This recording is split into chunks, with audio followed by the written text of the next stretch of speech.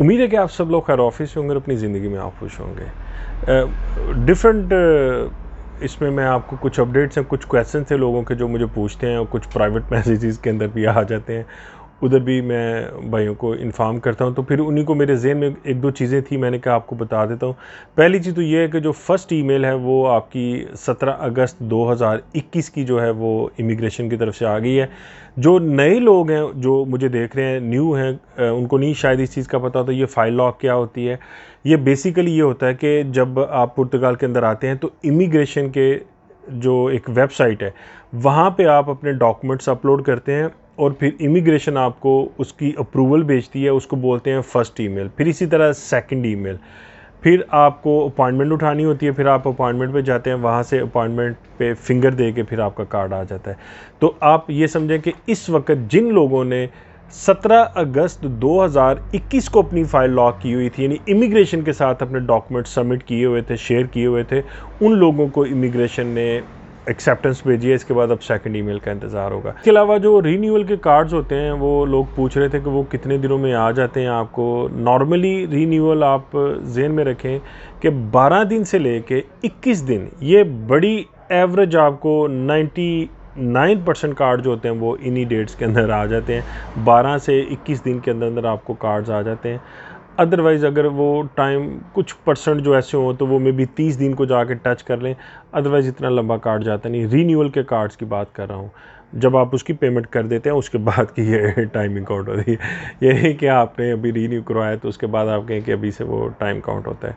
अभी तो बहुत सारी सहूलतें हो गई हैं आपके सामने, जो भी मतलब इन्होंने इमिग्रेशन ने किया, ताकि उसमें से ब्राज़ीलियन को उन्होंने, इवन जो 70-80% लोग थे ब्राज़ीलियन थे, आपको पता है, यानी CPLP के जो लोग जो पुर्तगीज़ बोलने वाली कंट्रीज़ थी, तो उनको तो उन्होंने वैसे ही ऑनलाइन रेजिडेंस देना शुरू कर दिया है।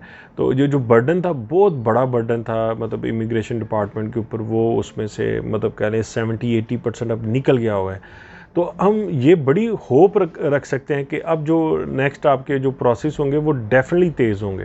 यानी ये नहीं आप कह सकते कि ये डिले होगा, मतलब डिलेइंग का मुझे कहीं नज़र नहीं आ रहा, अनलेस कि कोई ऐसी कोई स्ट्राइक के अंदर ना घुस जाएँ, कोई मतलब हड़ताल ना शुरू कर दें, कोई ऐसी बात ना शुरू कर दें।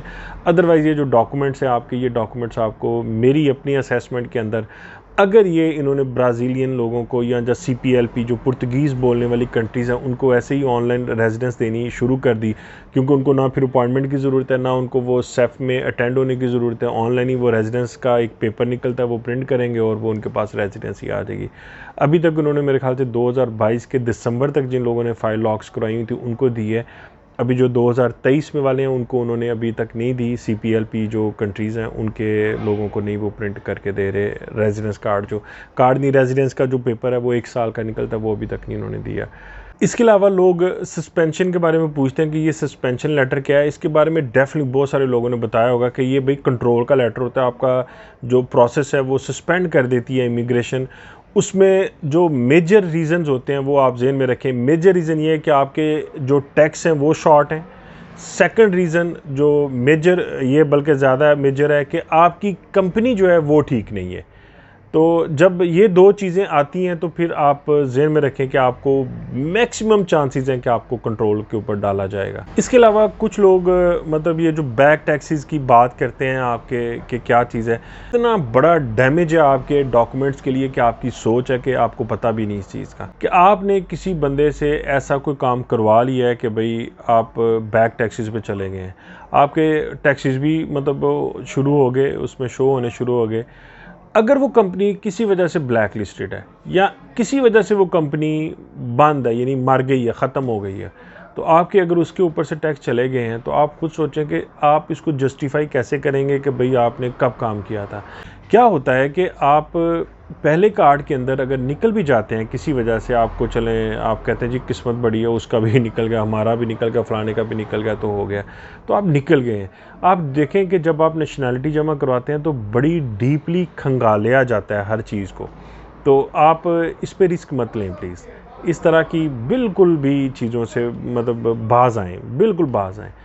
वक्ती आपको शायद ये चार्मिंग लगेगी। वो देखो जी, और बंदे होते भी हैं कुछ, वो देखो जी वो 2 साल तक रगड़ता रहा अपनी, अब इधर आके तो 2.5 साल रगड़ता रहा, और मैं देखो जी अपनी शारी के साथ मैंने ये फ़लाना काम करके तो मैं इधर ऐसे करके तो बड़ा जल्दी से मैंने करवा लिया।